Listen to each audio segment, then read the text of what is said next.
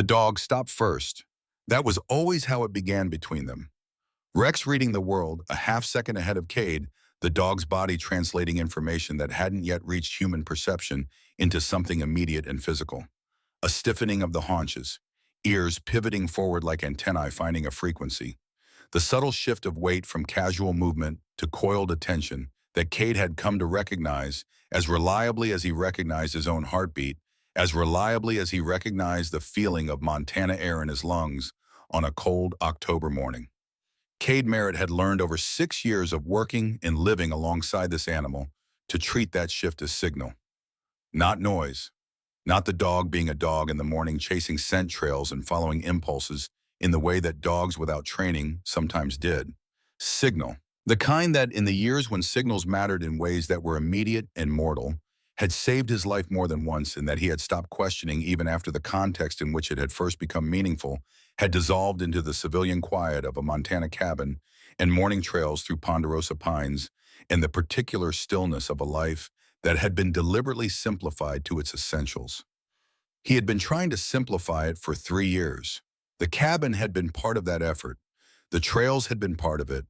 The routine of the morning walks, the same route most days, the familiar arc of the trail that wound up toward the ridge and back through the lower meadow had been part of it. Routine as therapy, repetition as medicine, the body doing the same things in the same order until the mind deprived of novelty had less to react to. It worked more or less. The nights were still difficult, sometimes the way nights had been difficult since his discharge, the particular darkness that came not from the room but from the inside, from the accumulated weight of years of operational experience that the mind did not know how to file and could not stop processing. But the mornings helped. Rex helped. The specific quality of attention that the dog brought to these walks, the way he engaged with the forest and the trail and the changing morning light as though every element of it was worth knowing about, had a way of pulling Cade into the present tense and keeping him there for the duration of the walk. He stopped walking and watched Rex. They were 3 miles into their morning route, the trail that wound through the ponderosa pines behind the cabin and climbed toward the ridge before looping back through the lower meadow. It was the kind of October morning that Montana does better than anywhere else on the continent, cold enough to see your breath in small clouds that dissipated immediately into the clear air, the light coming in at that low autumn angle that found the amber in every surface and made the ordinary world look like something deliberate, something arranged for effect. The maples had gone gold and the larches were turning, and the sky above the ridge was the particular pale blue of October at altitude, clear and precise and giving nothing away. Cade had been counting his steps the way he always did on these walks, not because he was aware of doing it, but because his body had long since taken over the management of anxiety without consulting his conscious mind. Counting, breathing, moving forward. The 3 things that kept the day from collapsing inward on itself before it had a chance to properly begin. He had been doing this for 3 years, and it still helped. He suspected it would help for the rest of his life, and he had made a kind of peace with that, with the idea that some adjustments became permanent, and that permanent did not necessarily mean bad. Rex was not moving. The dog stood in the middle of the trail with his body angled slightly toward the tree line to the east, his nose working in that concentrated, methodical way that meant he had found something with a scent profile worth investigating at full capacity. 9 years old, and his nose was still as precise as it had been at 3. Some things in a well-built animal don't deteriorate with age. They concentrate the way good whiskey concentrates when it ages, the excess burned off over time, until what remains is the essential quality at its maximum expression. Cade did not call Rex back to the trail. He had learned years ago that calling Rex back from this kind of attention was not only futile, but wasteful. The dog was doing work. The right response was to let him do it and pay attention to what he found. That had been the principle of their working relationship from the beginning, each reading the other's signals, each trusting the other's assessment of what required response and what did not. It had made them effective together in environments that required effectiveness, and it had carried into the civilian mornings as naturally as breathing. He watched. Rex took 3 steps toward the tree line, deliberate steps, not the bounding exploration of an animal following a casual interest, but the measured forward movement of a dog who knows exactly where he is going and is proceeding with intention rather than impulse. Then he stopped and looked back at Cade over his shoulder, the specific look that Cade had come to understand as the dog's clearest form of communication, the look that said, "I have found something, and I need you to come and see it, and I will wait here for as long as it takes you to decide to follow." In a different dog, in a different moment, this might have read as simple curiosity. A squirrel's trail preserved in the morning duff. The old scent of a deer crossing from the night before. These things happened on morning walks, and Rex pursued them sometimes with the engaged interest of an animal who finds the world endlessly worth investigating. But Cade had spent enough mornings on this trail to know its rhythms and the things that move through it, and he had spent enough years with Rex to know the difference between Rex following interest and Rex following something that required Cade's active participation, something that Rex had decided mattered in a way that went beyond the dog's private experience of the morning. What he was seeing now was the latter. Cade left the trail and followed. The ground here was soft with the accumulated depth of years of pine needles and the organic matter that undisturbed forest floor develops over decades, and it gave under his boots with the slight spring of earth that has not been compacted by regular traffic. The trees thinned as he moved east, the trail falling away behind him, the ridge visible through the canopy above as a line of gray granite against the pale morning sky. He had walked this property in every direction multiple times over the 3 years he had owned it. He had mapped it mentally the way he mapped everything that mattered to him in detail, with attention to variations in terrain, in drainage, and the particular qualities of different sections. He knew its features and its boundaries the way you come to know terrain that you cross and recheck and cross again until the map of it lives in your body rather than requiring conscious reference. There was nothing in this direction worth noting. He had walked here a dozen times and found nothing that distinguished this section of ridge from any other section of ridge, which was to say, it was granite and pine and the occasional hawk overhead and the sound of the wind in the trees and the smell of the forest floor disturbed by his footsteps. Beautiful in the way that this entire place was beautiful and entirely without anything that warranted special attention.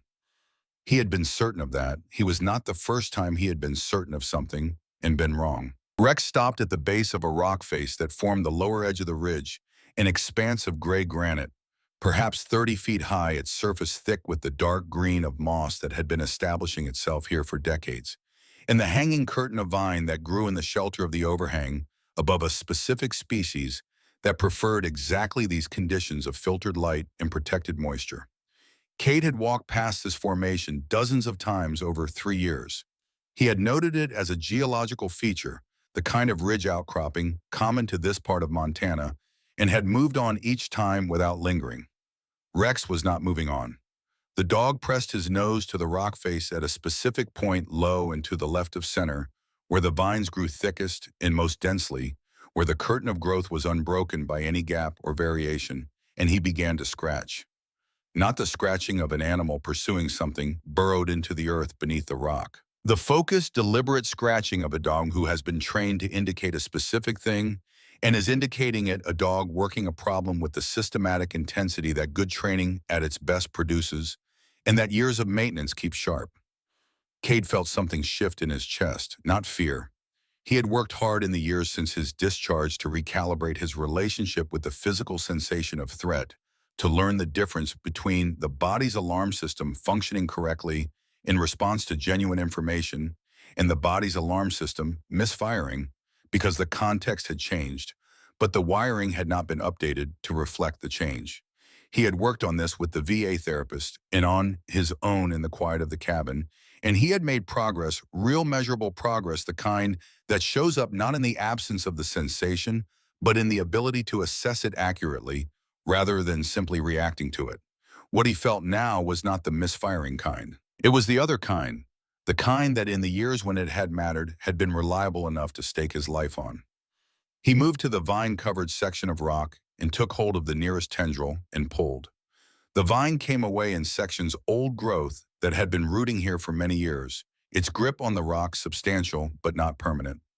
Cade pulled steadily and systematically, working from one edge toward the other, not tearing at the growth impatiently, but removing it methodically the way you removed anything that needed to be removed without damaging what was beneath it. He pulled and cleared and pulled again, and what emerged behind the falling curtain of vine was not rock. It was steel.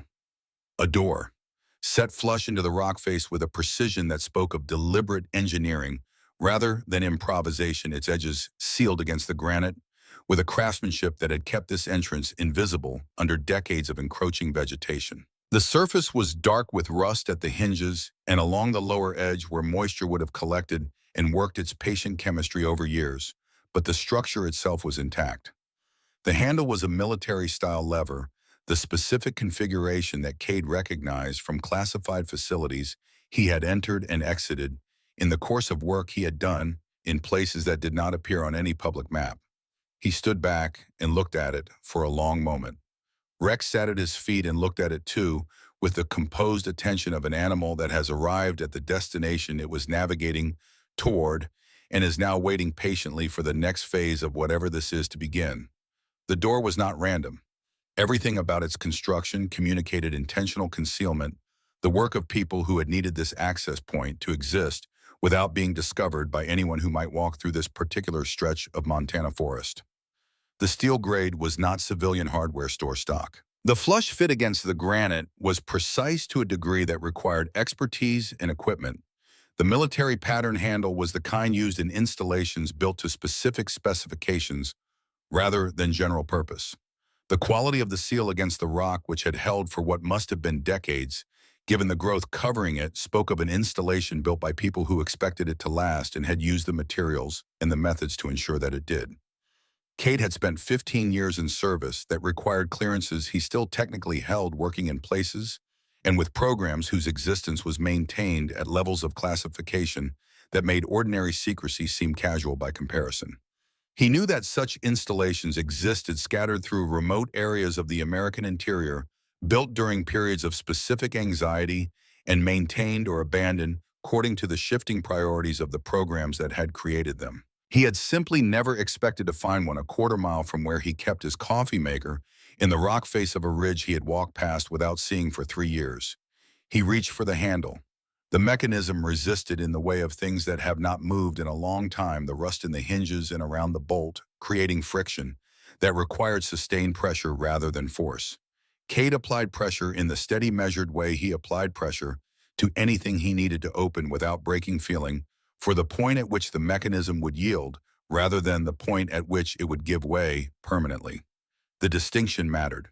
Breaking things that you subsequently needed to use was a failure of patience. And patience was the quality that had gotten him through more difficult situations than force had. Patience over power. Understanding what you were working with before you decided how to work with it. The door gave with a sound that was part groan and part release.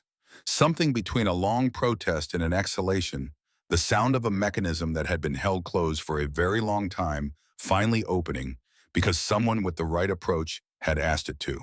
A wash of cold air came through the opening, carrying the smell of concrete and damp stone and the particular staleness of enclosed space that has been sealed away from the movement of seasons and the cycling of outside air for more years than Cade could estimate from the smell alone. He unclipped the small flashlight he kept on his pack on these morning walks. In 3 years of living at the cabin, he had never once left the property without it. Some habits formed in the years when they mattered directly and immediately continue to serve in the years after through different mechanisms, and this was one he had no interest in reconsidering. The beam found a concrete tunnel sloping downward at a gentle grade into the rock, its walls smooth and marked only by the pale mineral traces that moisture moving slowly through the mountain above had left along the lower sections over the decades. Fluorescent fixtures ran along the ceiling, at intervals their tubes long since dark, but their casing still intact. Emergency lighting panels at floor level emitted a dim greenish glow from battery backups that had somehow retained enough charge to function after years of sealed darkness, casting the corridor in a quality of light that made it look like something underwater, preserved and still and waiting. Rex moved past him into the tunnel without hesitation. Cade noted this carefully. Rex entering a confined space ahead of him was not unusual and had precedent in their working history, his nose providing information in those environments that human senses could not gather at the necessary speed or with the necessary resolution. But what Cade was noting was not the fact of Rex going first. It was the quality of the dog's movement. There was no tension in him, no raised hackles along the spine, no the careful-edged alertness that the dog showed when entering a space that might contain something that required his protective attention, the particular quality of readiness that Cade could read in the set of the dog's shoulders and the angle of his ears. Rex moved through this tunnel with the ease and confidence of an animal in familiar territory, the movement of a bond who has been in this corridor before and knows what it contains and what it does not, which was impossible, because Cade had been walking these trails for 3 years and had never found this entrance, which meant Rex had never found it either, because Rex was with him every morning on every trail and had been since they arrived in Montana 3 years ago. Unless Rex had been here before they came to Montana. Unless Rex had been here before they were ever paired together. Unless there was something about Rex's history that Cade did not know, something that explained why the dog moved through a classified underground facility in Gallatin County with the ease of an animal returning to familiar ground. Cade filed that thought in the category of things that required explanation and followed the dog into the tunnel. The slope continued for roughly 60 yards before leveling out and opening into a chamber with sufficient ceiling height to stand in fully and enough floor space to move around with ease. Cade's flashlight swept the space in the systematic pattern he used in any new environment, left to right and high to low, the trained assessment of someone who has learned to understand the layout and contents of a room quickly and under conditions that do not favor leisurely examination. Metal shelving units lined the walls, their surfaces carrying the organized evidence of a facility that had been functional and has now been stilled. Equipment cases stacked in ordered rows, their latches showing the specific surface oxidation that came from years of ambient moisture rather than use. File boxes labeled with a numbering system Cade did not immediately recognize. A workstation along the far wall, its surface clear, except for the settled layer of dust that accumulated in sealed spaces over years, its chair pushed in with the careful tidiness of someone who had left expecting to return and had not returned. On the wall above the workstation, partially obscured by the grime of years, without cleaning, a logo that Cade's flashlight found in pieces before his mind assembled it into a coherent whole. A circular emblem, a shield at its center, lettering around the circumference that resolved as he crossed toward it. He crossed to the workstation. The logo resolved fully as he approached. The shield was standard Department of Defense imagery, the kind that appeared on 1,000 pieces of official documentation and dozens of installation walls in the system he had spent 15 years operating within. The lettering read, Project Warden, Behavioral Research Division. Cade had 15 years of operational experience in classified environments that ranged across multiple agencies and command structures and levels of classification. He had worked with units and programs whose designations were meaningless to the public and whose existence was maintained at classification levels that made ordinary secrecy seem casual by comparison. He had been briefed on programs that did not appear in any public record and had worked alongside operations that would not be acknowledged for decades, if ever. In all of that time, in all of the briefings and documents and facilities and personnel he had encountered in the course of that service, he had never heard the designation Project Warden. On the workstation's surface, partially cleared of dust in a way that suggested recent disturbance rather than long undisturbed settling, was a file folder. Not the institutional gray of the other file boxes arranged on the shelves. A standard manila folder, its edges worn with handling, but its structure still intact.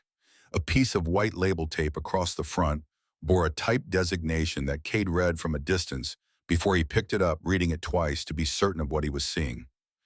Merit Cade A Subject 7, Project Warden. His name, typed on a label, on a folder in a facility he had found 20 minutes ago, in a room he had not known existed until this morning, in a tunnel hidden behind a steel door, in the rock face of a ridge he had walked past without seeing for 3 years. He stood very still. Rex sat at his feet. The dog looked up at him with patient amber eyes, then looked at the folder, then looked back at Cade with the attentiveness of an animal waiting for the human to process what the animal has already understood and move on to the next phase of what needs to happen. Cade opened the folder. The first document was a summary sheet of the kind used in classified behavioral research programs to provide quick reference to subject history. The formatting was government standard, identical to dozens of similar documents he had seen in his operational years. The font was government standard. The identification numbers in the header were government standard and precise in the way of numbers generated by institutional systems rather than typed by individual hands. Everything about the document was bureaucratically ordinary and entirely routine, except for the identity of its subject. His name, his date of birth, correct to the day. His place of birth, a hospital in Casper, Wyoming that no longer operated under that name. His social security number. His father's full name, the name of a man who had died of a heart attack when Cade was 22, and whom he had not thought about in this specific context in a long time. His mother's full name, the name of a woman who had remarried and moved to Arizona, and with whom he maintained contact at the level of quarterly phone calls that were warm but brief. The town in central Wyoming where he had grown up, a town so small it barely rated a pin on most maps of the state, a town whose name he had not spoken aloud in months. All of it correct. All of it present in a file that had been sitting in this room sealed inside this mountain for years without his knowledge and without his consent. The second document was a timeline. Cade read it standing at the workstation, his flashlight supplemented by the dim greenish glow of the emergency lighting panels along the floor, and what the timeline described was a surveillance operation that had begun when he was 19 years old. Not when he was a SEAL, not when he was in training, not when he was in any branch of the military or any structure of authority that could claim any legitimate jurisdiction over the movements of his life. When he was 19 years old, working a summer job at a grain elevator in a small Wyoming town, before he had decided what direction to point himself in, before the most classified thing he had encountered in his life was the combination to the equipment shed at his high school baseball field. Someone had begun watching him then. A project with a government designation and apparently the resources and the operational capacity to conduct sustained surveillance of a 19-year-old in a town of fewer than 800 people in a summer that had been entirely ordinary by every measure available to him at the time. A project that had tracked his movements and his decisions and his psychological responses through his eventual enlistment and his training progression and his selection for SEAL qualification and his years of operational deployment and his return from those deployments and his discharge in the 2 years that had followed the discharge. A project that had files on him he had never known existed and had never consented to participate in and had never been given the opportunity to refuse. He turned to the photographs. There were 12 of them printed on standard photo paper and attached to a divider in the folder with a single paper clip. Each photograph carried a date written in the lower right corner in a consistent hand. The earliest photograph was from the summer he was 19. He was standing outside the grain elevator in work clothes, a plain t-shirt and jeans squinting against the late afternoon sun, his expression carrying the particular unguarded blankness of a young man who is not performing for anyone because he has no idea that anyone is there to perform for. He did not remember this moment. He had no reason to. It was an ordinary moment in an ordinary summer, indistinguishable in his memory from every other afternoon he had spent in that town, in that heat doing work that paid adequately and thinking about what he was going to do with himself when the summer ended. There were thousands of such moments from that period, and he did not remember them individually. He remembered the summer as a whole, the quality of it, the particular feeling of that time before he knew what direction his life would take, but not its specific instance. But someone had been there in that specific instant. Someone physically present in a town of 800 people, close enough to produce a photograph in which his face was clearly readable and his expression was visible in the specific way that meant the photographer had not been at a great distance without him ever having any indication that he was being observed. He looked at each of the 12 photographs in sequence. The dates spanned 15 years. He was recognizable in all of them, at various ages, in various contexts, in various locations. Some he recognized, some he did not. In several he was in uniform, in several he was in civilian clothes. In one he was at what appeared to be a bar in a city he had been deployed near, in a photograph taken through a window from outside at night, the interior light making him visible while the photographer remained in the dark. The most recent photograph was dated 3 years ago. He was on this trail, the trail he had just left to follow Rex toward the rock face. He was in civilian clothes, the same pack he wore now on his back. Rex walking at his heel in the patient way Rex walked when they were covering ground rather than investigating something. The angle was from above and to the right, from somewhere on the lower edge of the ridge, from the vicinity of the door he had opened 40 minutes ago. Someone had been standing in the vicinity of this facility 3 years ago, watching him walk his dog on his own property on a private morning, and he had walked past that someone and never known. He set the photographs down and turned to the technical section of the folder. These documents were denser, written in the specific vocabulary of behavioral research programs, the kind of vocabulary that combines scientific precision with bureaucratic formality in the particular way that government-funded research tended to produce. Cade worked through them the way he had worked through intelligence briefings in the years when understanding complex documents quickly had been a professional requirement, not reading every word in linear sequence, but extracting the structural logic first and filling in the specifics as they became relevant to the shape that was forming. The shape that formed was this. Project Warden had identified through a proprietary screening process that operated in coordination with selective service records and educational assessments in medical databases and a range of other sources that the documents referenced obliquely a population of individuals who demonstrated what the documents called anomalous resilience profiles. The resilience in question was not primarily physical, though physical metrics were included in the comprehensive assessment battery. It was psychological. The specific capacity to experience extreme and sustained stress and operational trauma, and to recover full functional capacity faster than the statistical norm to continue operating under conditions that would produce lasting incapacitation in the broader population, and to sustain that recovery over years of continued exposure, rather than experiencing the cumulative degradation that characterized the more typical trajectory. The project had monitored these individuals without their knowledge or consent over an extended period, tracking their behavioral patterns and their relationship formations, and their decision-making under various categories of stress, and their long-term psychological trajectories following exposure to operational trauma. The monitoring had been conducted under the authority of a classified program within the Department of Defense, its legal framework derived from executive orders that did not appear in the public record. Subject 7 appeared throughout the documents more frequently than any other subject designation in the cohort. Subject 7 had been assessed as the most significant profile in the entire program, the individual whose resilience metrics most consistently and most substantially exceeded the parameters that had been established as defining the extraordinary category. Subject 7 had been tracked for 15 years before the program formally initiated what the documents described as active engagement through the deployment pairing protocol. His deployment pairing. Cade stopped on that phrase and read the section it belonged to a second time, carefully making sure he understood the full meaning of what the words were saying before he allowed himself to react to them. The pairing of Subject 7 with K9 Unit Designation 07 operational name, Rex had been engineered in the planning phase of Subject 7's final deployment cycle. K907 had been in development for 14 months prior to the pairing. The first 4 months of that training had taken place at this facility in this location in the hills of Gallatin County, Montana. The remaining 10 months had taken place at a separate installation whose name was not referenced in this document. The training protocol across both phases had been specifically calibrated not to the general behavioral profile of a high-performance SEAL operator, but to the specific individually documented behavioral profile of one particular man, a profile built from 15 years of direct observation and behavioral data. Rex had not been assigned to him.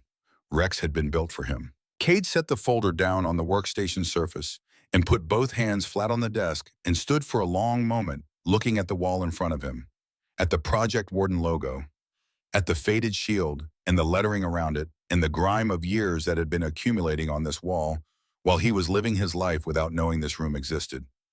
At the evidence of years of classified activity conducted in this chamber beneath this mountain, in this forest he had been walking through for 3 years without knowing any of it was here. Rex pressed his head against Cade's thigh. The dog's warmth was real. The pressure of his skull against Cade's leg was real and immediate and present. 6 years of mornings on trails that were first operational and then merely civilian, of nights on the floor of every place Cade had lived since his discharge, because Rex preferred floors to dog beds, and Cade had stopped providing dog beds after the second one went unused. 6 years of being present in the specific way that Rex was present, which was different in quality from the way any other living thing Cade had encountered was present, different in the particular attentiveness of it, in the consistency of it, and the lack of any apparent agenda beyond being there. The nights when the memories came through with the force they sometimes came through with the specific force of things that do not diminish with repetition. And Rex would be there in the dark, not moving, not making sound, just being there as a physical fact, a warm weight against his side, an anchor to the present tense. Real. Whatever the origin of it, whatever the engineering that had preceded it and created the capacity for it. The reality of what it had become across 6 years was real in the way that only things tested by time and sustained through it are real. Cade reached down and put his hand on Rex's head. He stayed there for a moment, hand on the dog's head, not thinking about the folder or what was in it or what it meant. Just being in the moment that was actually happening, which was him and Rex in a cold underground room in Montana in October, which was strange and would take time to understand, but which was also simply the next moment in a series of moments that had begun 6 years ago when a German Shepherd had appeared in his operational unit and looked at him with amber eyes as if they were already familiar with each other. He took his hand from Rex's head and turned back to the folder. He needed to understand the full shape of what he was holding before he decided what to do with it. He was a man who had spent 15 years in operational environments where acting on partial understanding was the surest route to outcomes you could not predict and could not undo. He would read everything. He would understand everything fully. Then he would act. He turned to the final section of the folder. This section was shorter than the others. 3 documents. The first 2 were internal memos referencing program status updates and administrative matters. Their language, the familiar bureaucratic density of institutional correspondence. He read them quickly, extracting the essential elements and adding them to the shape that was forming in his understanding. The third document was a single page, and the paper it was printed on was noticeably less degraded than the others, less yellowed, its fiber, less compromised by the ambient moisture that had worked on everything else in this room over the years. This document had been added significantly more recently than the others. The date at the top confirmed it exactly 2 years ago. It was not a memo. It was not a research summary or an administrative update. It was a direct operational notation. 4 sentences, and the 4th sentence was the kind that changed the fundamental terms of the situation you believed yourself to be in. Subject 7 has been located and confirmed in Gallatin County, Montana. Psychological profile remains consistent with original assessment parameters. Extended surveillance has been established at current residence in surrounding terrain. If subject locates this facility, contingency protocol is active. Do not engage without explicit authorization. Cade read it twice. Then he looked around the chamber in a different way than he had been looking at it, not as someone reading the residue of an abandoned project, but as an operator reading the geometry of a space that might still be in active use by people who had an operational interest in his behavior. Rex stood up, both ears forward fully extended and aimed, not the posture of alarm, not the raised hackle readiness that preceded an aggressive response. The posture of recognition. The posture of an animal receiving information he was expecting to receive. From the tunnel from somewhere into the corridor he had walked down 12 minutes ago came a sound. Footsteps, measured and unhurried and making no attempt at quiet. Cade did not move toward the tunnel. He moved laterally to the right side of the chamber entrance, putting the wall at his back and the full width of the room in his field of view simultaneously. It was not a conscious decision in the sense of being deliberated. It was what his body did when a space it occupied was about to be entered by an unknown presence, 15 years of this having compressed the distance between perception and response until the response operated at a level below conscious direction, a loop that ran on its own power and did not wait for the reasoning mind to catch up. Rex did not follow him to the wall. Rex stood in the center of the chamber facing the tunnel entrance, his tail moving in the slow, deliberate rhythm that Cade had learned to distinguish from other patterns of tail movement. Not the fast wag of excitement or play, not the low, stiff wag that indicated unease or a warning. This was the specific rhythm that Cade had come to read as recognition, the movement of an animal greeting something it knew from a prior context. The footsteps were unhurried and made no attempt at quiet, which was itself information. People who intended harm in enclosed space with a single entry point did not announce themselves with a normal walking pace. They came fast or they came silent. This was neither. This was the approach of someone who expected to find a specific person in a specific place and did not see any reason to be cautious about their own arrival. The figure that appeared in the tunnel opening was old, 70, perhaps more, with white hair thinned enough that the scalp showed through in the emergency lighting, a face deeply lined in the way of someone who has spent decades making difficult decisions in difficult rooms and has carried the weight of those decisions outwardly and visibly over time. He wore civilian clothes, a heavy flannel shirt, and canvas work pants and boots that had seen genuine use over many seasons, and he carried nothing in his hands except a small LED lantern held low at his side with its beam pointed at the floor in front of him. He saw Kate immediately and, without surprise, he did not startle or hesitate. He raised both hands to shoulder height, the lantern hanging from the right hand, and held them there with the patience of someone who had thought through this moment in advance and knew what posture it required. Rex walked to him, not ran. Walked with the confident ease of a dog approaching someone familiar, and sat at the old man's feet and looked up at him with an expression that Kate had until this morning believed Rex reserved exclusively for him. The expression of an animal in the presence of someone whose presence it found satisfactory. The old man looked down at Rex, and something moved through his face that was not performance. It was genuine, the specific expression of someone seeing an animal they had known in a context that mattered to them, and it carried the particular quality of being partly grief because the knowing had been one kind of thing, and this seeing was a different kind of thing, and the distance between them was the distance of years and changed circumstances. He looked up at Cade. "Harlan Briggs," he said. His voice was the voice of a man who had spent a long career speaking carefully, measuring words before using them, carrying information without embellishment or evasion. "I built this place. I also helped shut it down. I understand if neither of those things is sufficient reason to trust me at this particular moment." Cade looked at Rex. Rex remained sitting at the old man's feet, unconcerned, present, in the specific way the dog was present when his assessment of a situation had concluded in the affirmative.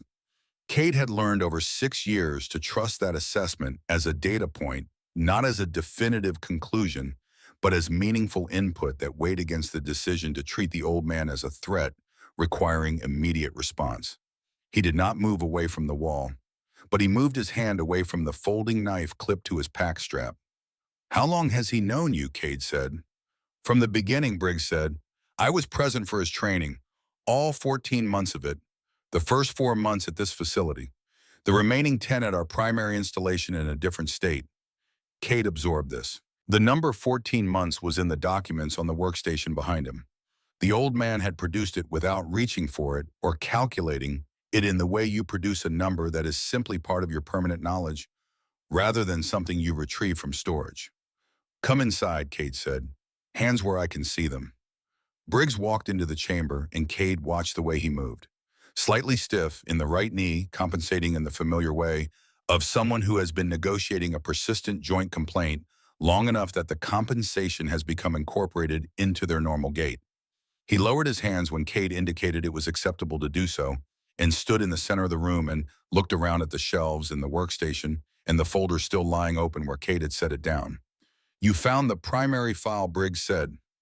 "I found a file with my name on it in a room I had no reason to know existed," Cade said. "I'd say that's a reasonable starting point for a conversation." "It is," Briggs said. Cade gestured toward the workstation chair. Briggs sat in it with the careful deliberateness of someone whose joints required that level of attention. Cade remained standing position where he had both the main entrance and the tunnel in his peripheral vision simultaneously. "Start at the beginning," Cade said. "The project's beginning, not yours." Briggs folded his hands on the workstation surface and looked at them for a moment, the brief internal pause of someone organizing information into the order it needs to be presented in, rather than the order it exists in memory. "The program began in 2008, he said. "I was the principal investigator. The research question was, as research questions go, relatively straightforward in its framing, if not in its implications. Why do some individuals exposed to severe and sustained operational trauma recover full psychological function when the statistical majority do not? Not partial recovery. Full recovery, sometimes to better than baseline function, sustained over years of continued exposure to conditions that would incapacitate others. It is a genuine phenomenon. It is documented across every theater and every era of military conflict in the historical record. We wanted to understand it. He looked up at Cade.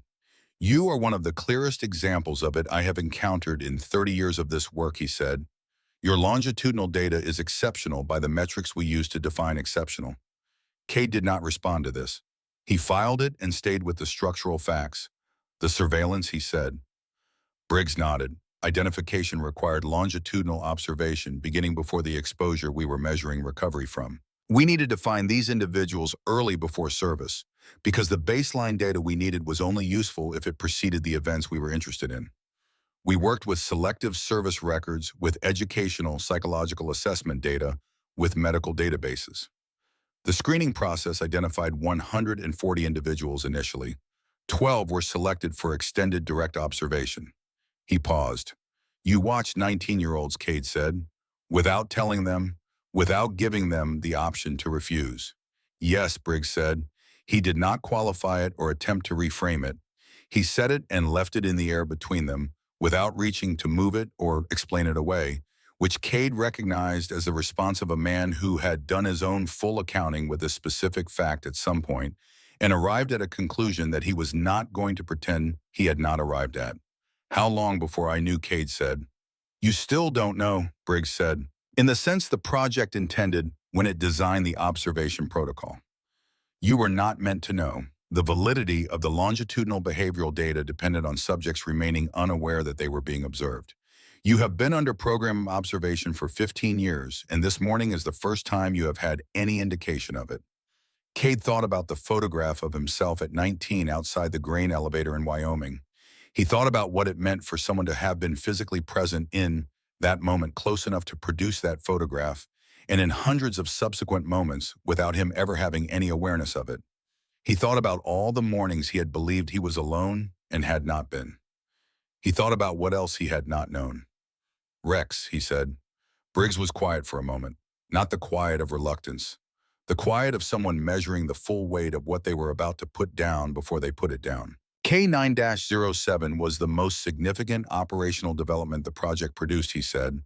The foundation of the pairing protocol was this: for individuals with your resilience profile, the data consistently showed that the primary vulnerability was not the trauma itself. Your profile processes trauma. It is what your psychology does, and it does it at a level of efficiency that I have rarely observed in 30 years of this work. The primary vulnerability was isolation. When subjects with your profile returned from operational environments and lost the structured relational context of their unit, that was consistently where the metrics showed the sharpest decline. Not from the operational experience itself, from the silence that followed it. Cade stood very still. We designed Rex for that silence, Briggs said, not for the mission, for what came after the mission ended. The training protocol was calibrated not to the general tactical profile of a high-performance operator, but to the specific relational profile of one particular man. The specific ways you communicate discomfort without vocalizing it.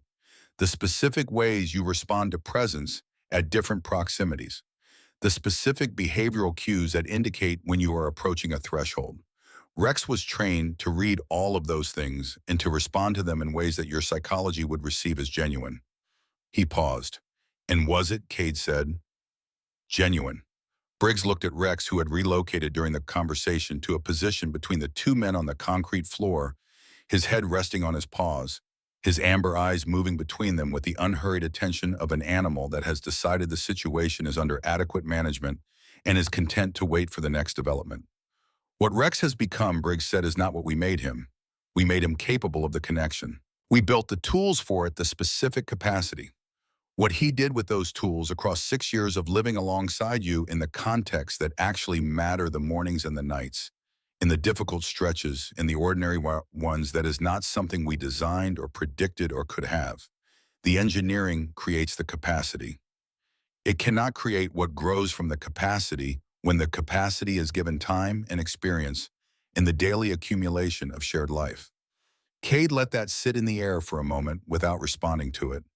He moved back to the workstation and picked up the folder and turned to the section he had not yet read, the later documents with the less degraded paper. He found the memo series and read them in sequence, adding each element to the shape forming in his understanding, and when he had finished, he looked up at Briggs. Colonel Ashby, he said. Something specific moved in Briggs's expression. A small compression around the eyes. The controlled version of a response that would have been more visible without the control. He was the program's primary advocate within the defense establishment, Briggs said. When the Internal Ethics Review Panel recommended closure in 2019, I agreed with their findings and signed the closure documentation. Ashby did not agree with either the findings or the closure. What does Ashby want? Cade said. What he has always wanted, Briggs said. The operational application rather than the research. Ashby's interest in Project Warden was never the science of it. It was what he intended to do with the science. Individuals with your resilience profile paired with purpose-built K9 units trained to specific individual profiles operating in sustained high-stress environments without the psychological attrition that limits the operational window of ordinary operators. He wants to scale it, make it reproducible at volume. The 12 subjects were his proof of concept for that scaling. Is he looking for me specifically? Cade said. Briggs looked at him directly. He found you 2 years ago, Briggs said. The same method I used to find you. Your behavioral signature in the longitudinal data is distinctive enough that a sufficiently motivated analyst can track it forward through publicly available records without direct surveillance. Ashby has analytical resources I do not. He located you before I did, and he has had personnel monitoring this area and this property since then. 2 years. Cade looked at the notation on the final page of his file again. 2 years old. 2 years of someone watching this cabin, watching these trails, watching the rock face he had walked past 100 times, believing he was walking through his own private morning on his own private land. Rex came to his feet and walked to Cade and sat beside him. Cade did not reach for the dog. He was thinking, and his hands stayed still at his sides. There was a secondary room, Cade said. He had registered the panel in the far wall during his initial sweep of the chamber, noted the dust lines around it that indicated recent displacement, and filed it for investigation after the folder. I'll show you, Briggs said. They crossed the chamber together, and Briggs moved the shelving units aside with the practiced efficiency of someone who had done this particular task many times, and behind them was a smaller door with a simple lever handle. The room beyond was small and functional and clearly occupied. A cot with a sleeping bag properly rolled at one end. A camp stove on a metal shelf with a propane cylinder secured beside it. 3 cases of shelf-stable food with expiration dates that were current. A water filtration unit running quietly and effectively in the corner. A folding table with a shortwave radio setup and a bank of monitoring equipment that Cade recognized as the kind used for passive electronic surveillance of specific radio frequency ranges. Someone had been living here intermittently and with the competence of someone who knew how to sustain themselves in a confined space over extended periods. How long? Cade said. On and off for 3 years, Briggs said. When I understood the full scope of what Ashby was planning, I understood that formally closing the program was not a sufficient response. The data existed in systems I did not control. The subjects existed, and their locations could be determined by someone with sufficient motivation and resources. Neither of those facts could be undone. What I could do was position myself to be present when Ashby moved, so that if he moved into something he had not anticipated. You have been in this room, Cade said, for 3 years intermittently, while I walked past that door every morning on my way to the ridge. Yes. And what were you specifically waiting for? Briggs looked at him steadily. I was waiting for Rex to bring you here, he said. He knows this facility from his training. 4 months of it took place in this location. I believe that, given enough years walking this terrain, the chemical signature of the construction sealant would eventually register for him at a proximity that produced a response. It is a distinctive compound. It persists in stone environments for decades. Cade looked at Rex. Rex was in the doorway of the small room present for what was happening without being concerned about how long it would take. You trained him, Cade said, and then you placed him with me. Yes, and you considered that acceptable. I considered it necessary, Briggs said. I am aware the distinction may not carry weight with you. I also believed it was the best disposition I could make of what the program had produced. Rex was going to exist regardless of any decision I made. Ashby would have placed him with someone. I placed him with you. Cade turned to the monitoring equipment on the folding table. The frequency display showed active monitoring on encrypted military communication channels, the kind used by personnel operating domestically under limited exposure protocols. Someone in this area is using secure military communications, he said. Ashby has had two individuals maintaining periodic presence in the surrounding terrain for several months, Briggs said. Their activity level increased significantly in the past 2 weeks. Something shifted in their operational posture, and I have not been able to determine what triggered it. Cade picked up the Project Warden folder from where he had carried it and opened it to the final document. The tracker, he said. Passive locator embedded in the folder binding. Standard recovery asset. When I opened the folder, it activated and transmitted a signal. Ashby's monitoring asset now knows the folder has been accessed, and by implication that this facility has been entered. Briggs' expression confirmed it without requiring words. He had known about the tracker. He had known Cade would find the folder. He had designed the sequence of this morning around the understanding that finding the folder would produce this specific operational response from Ashby's side. How long before that signal reaches a relay with line-of-sight capacity, Cade said. The rock formation limits signal range significantly, Briggs said. 6 hours, perhaps. 8 before the activation data can be forwarded. Cade set the folder on the folding table and looked at the satellite communicator in the hard-sided case Briggs had retrieved from under the cot. It was a compact unit with DoD encryption architecture, the same basic interface he had worked with in his operational years, updated in form, but consistent in its underlying structure. He thought about the oversight channels he had learned to navigate in those years. Not the program-specific channels that ran through command structures that could be intercepted or delayed or redirected by someone with Ashby's level of institutional access. The legacy channels, the ones that predated the program structures Ashby operated within. The ones that recorded everything automatically and routed to multiple destinations simultaneously in a way that could not be recalled or modified after transmission. He had used one of them once during his service. He had used it because the ordinary structure of authority had declined to address something that needed addressing, and the channel existed for exactly that situation. The report had been received. The situation had been addressed. He had not spoken about it since because the nature of those channels was that you used them when you needed them and did not discuss them in contexts where discussing them would undermine their utility. He looked at Briggs. Your credentials for that unit, he said. Briggs entered the authentication sequence from memory, his hand steady on the keypad, with the steadiness of someone for whom these numbers had long since become automatic. The connection established slowly, the limited sky exposure through the antenna configuration Briggs had run to the surface above, being the constraint on signal strength. The meter climbed to 3 bars and held there. Cade began to speak. He had filed reports in conditions that did not favor either clarity or time, and he had learned to compress essential information to the specific density that specific channels required. He gave his name and service, numbers still remembered because certain numbers become structural once you have repeated them often enough in contexts where they mattered. He gave the facility coordinates from the mapping documentation in the Project Warden files. He gave the project designation in the DoD program identifier from the Ethics Board correspondence Briggs had shown him. He described the surveillance conducted against him without his knowledge or consent across 15 years, the duration of it, the evidence available to document it.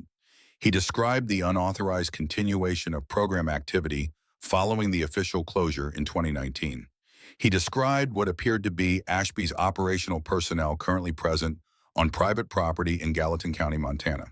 He stated that the complete evidentiary record was in his possession and would be delivered to the appropriate oversight authority within 24 hours. He stated that this transmission was being made for the purpose of establishing a permanent record that could not be subsequently modified. He requested acknowledgement of receipt. He held the unit and waited. The response came in 90 seconds, a tone sequence, and then text on the small display. Receipt confirmed, record created, routing initiated.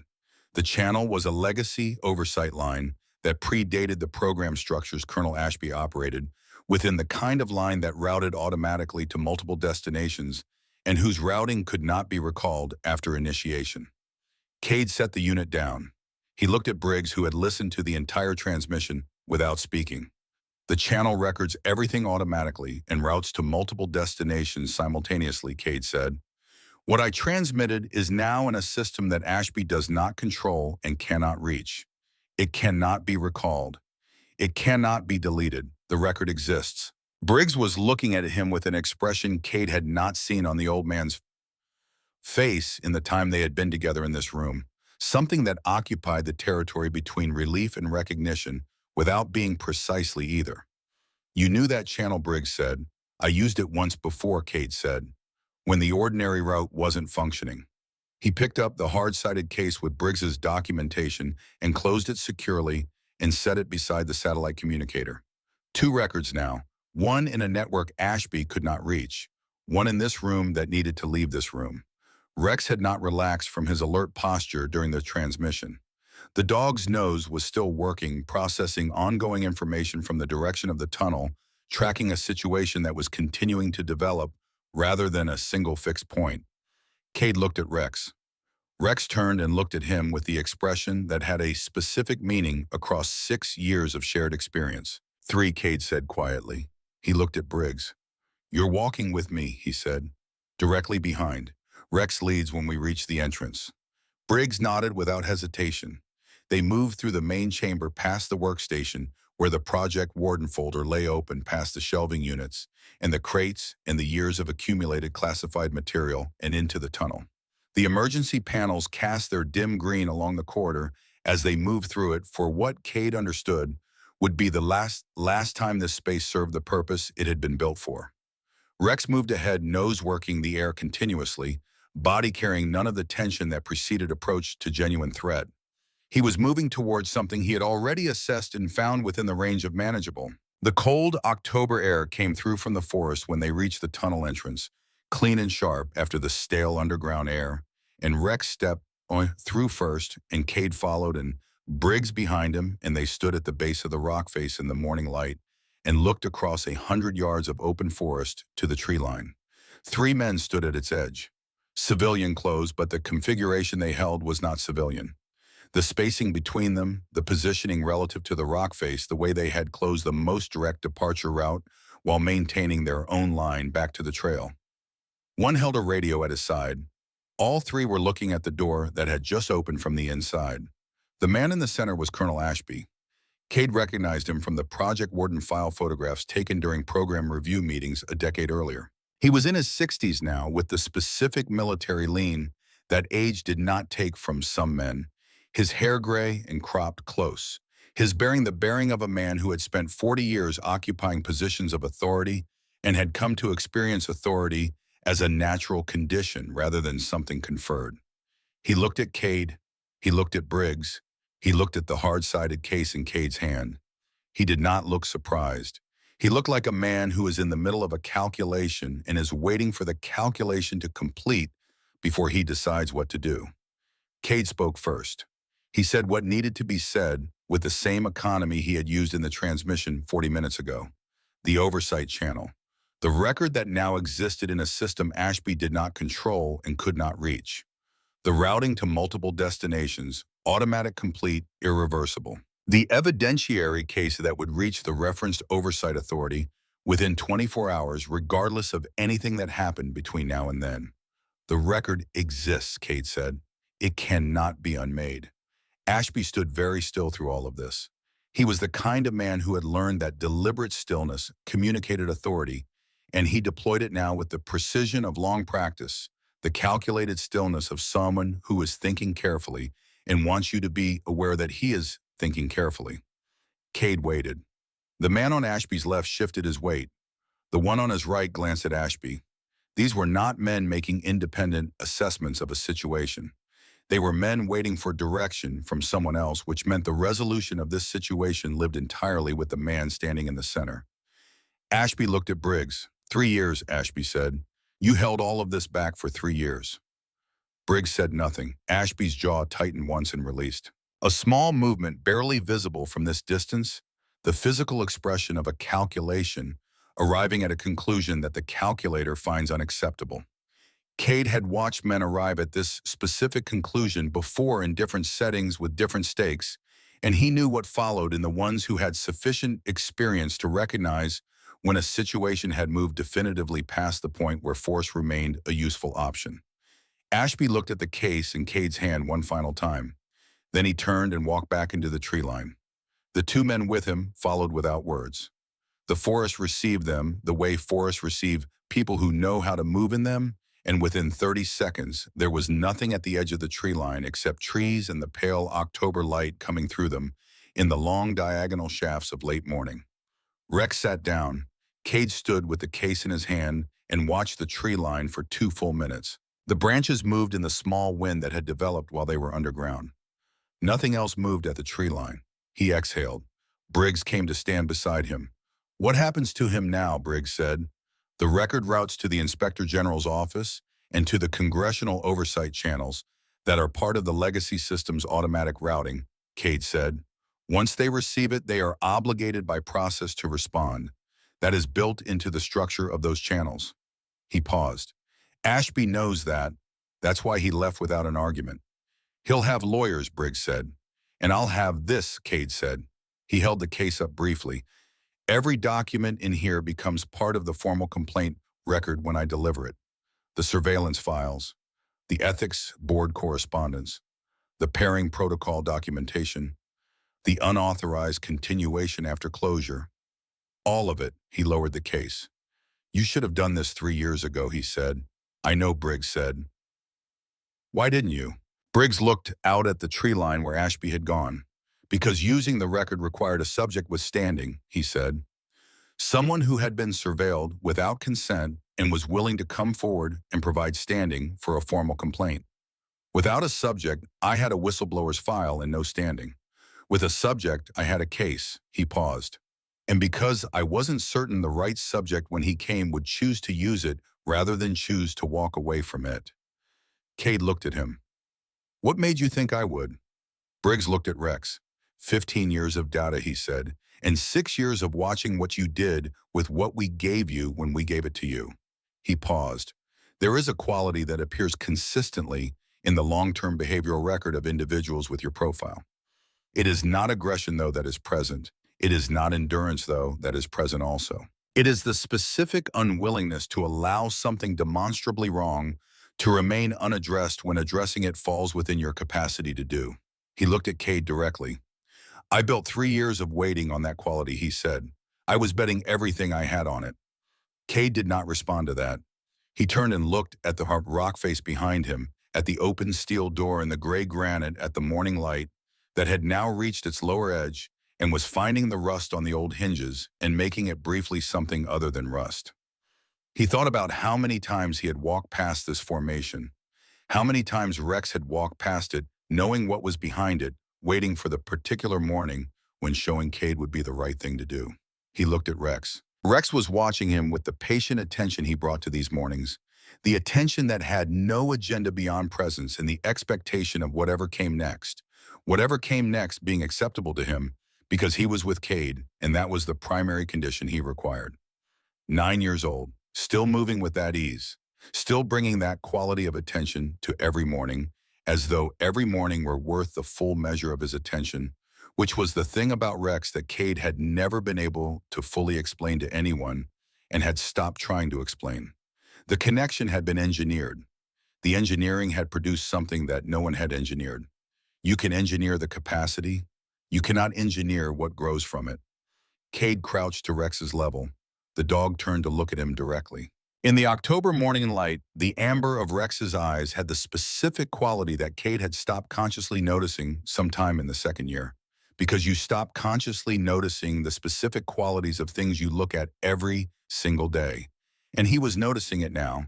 The quality of attention behind those eyes present and specific and entirely without agenda. "It would have happened anyway," Cade said. He was speaking in the quiet way he spoke to Rex on mornings when there was no one else, and nothing that needed to be managed or controlled, speaking to clarify something for himself as much as for the animal in front of him. "Whatever they built you to do, what you actually did was different from what they built you to do. What you actually did was stay. Every morning, every night, for 6 years. That wasn't in any protocol document." Rex put his paw on Cade's knee. It was not a trained behavior. It was not documented in any project file or pairing specification or training log. It was the gesture of one living creature choosing in this specific moment to make physical contact with another living creature, because that was what the moment called for. And because making that contact was what this particular animal had consistently chosen to do across 6 years of ordinary mornings and difficult nights, in the full accumulated weight of shared experience that no program had designed and no document had recorded, because it could not be designed or recorded, only lived. Cade put his hand over the paw. They stayed like that for a moment at the base of the rock face in the October morning, the forest quiet around them, the trail visible through the trees 100 yards away, the day continuing around them with the indifference of days. Then Cade stood. He looked at Briggs. "I need your formal cooperation with the oversight investigation," he said. "Your testimony and your documentation submitted in the proper form." "You have it," Briggs said, "without qualification. You'll need somewhere to stay while this moves through the oversight process," Cade said. "The cabin is small, one bedroom and a main room."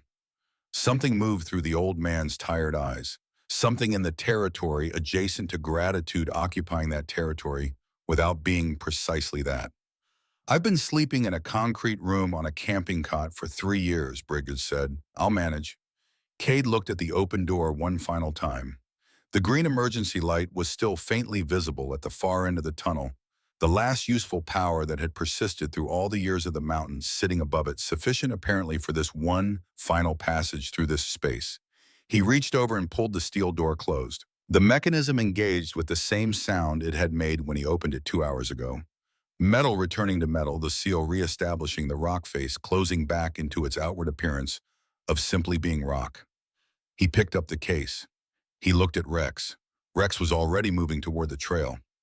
Not looking back, not pausing to confirm that Cade would follow, simply moving in the direction of what came next, the way he had always moved on these mornings, with the particular kind of confidence that comes from knowing where you are going and knowing that the person behind you will follow because they always have. Cade followed. The three of them walked out of the trees and onto the trail the October morning, fully established now.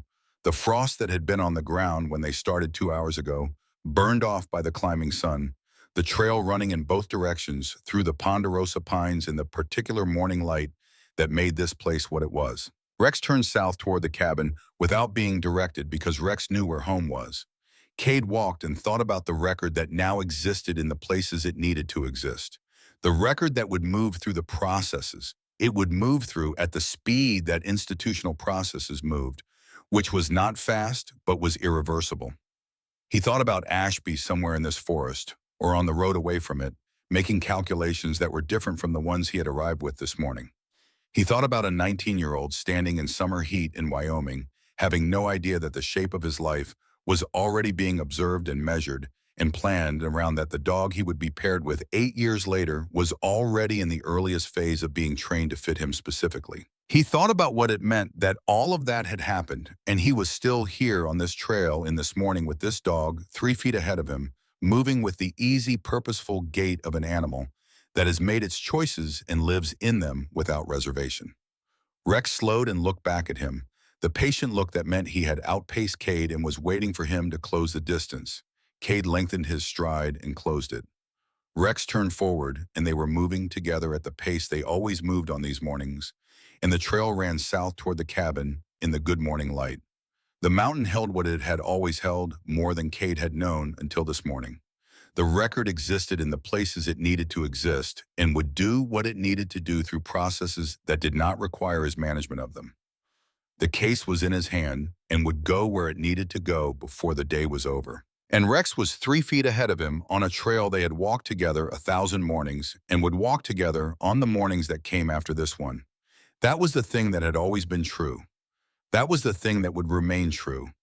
And Cade understood, walking in the October morning light behind the animal that had been built to know him and had spent 6 years choosing him anyway every morning, every night, through everything, that there was a difference between a thing that is made and a thing that is real, and that the difference was not in the origin, but in the time that followed it.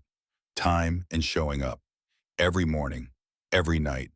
The accumulated and uncountable weight of all of it together, which was the only thing that made anything real, and the only thing that could not be engineered or designed or planned for in advance. Rex moved along the trail with the unhurried, purposeful gait of an animal that has made a choice about how to live and lives in that choice completely. 9 years old, still choosing. Briggs walked behind them both, an old man at the end of a long patience, and the trail carried all three of them south through the ponderosa pines toward a cabin at the edge of the trees where a day was beginning that would require a great deal of them, and that they would meet all three of them because meeting what the day required was what you did, and because some things once begun continued, regardless of what you had expected when you started them. Rex reached the point where the trail emerged from the trees and the cabin was visible ahead, small and solid against the morning sky, its windows catching the light in the way windows caught light when the angle was right and the glass was clean. He stopped and looked back at Cade one final time with the amber eyes in the particular expression that had no name in any language, but that Cade had learned across 6 years to read correctly. It meant we're here. Whatever comes next, we're here. Cade looked back at him with the only response that expression ever required. He kept walking,